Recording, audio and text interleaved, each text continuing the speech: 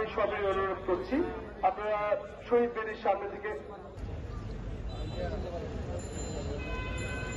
আন্তর্জাতিক মাতৃভাষা দিবসে এবারে পুষ্পস্তবক অর্পণের মাধ্যমে পুষ্পস্তবক অর্পণ উদ্বোধন করলেন জেলা প্রশাসন ফেনী।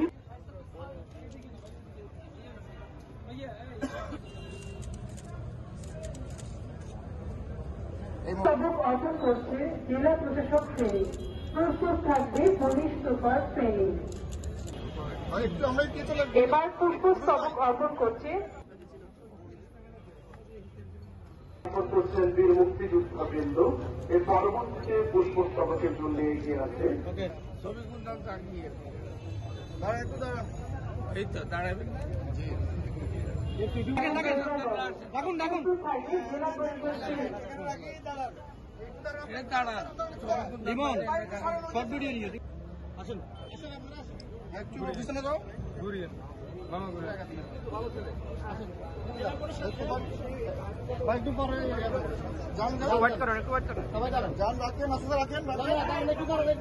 এবার পুষ্পস্তবক অর্পণ করবে জেলা পরিষদ ফেনী।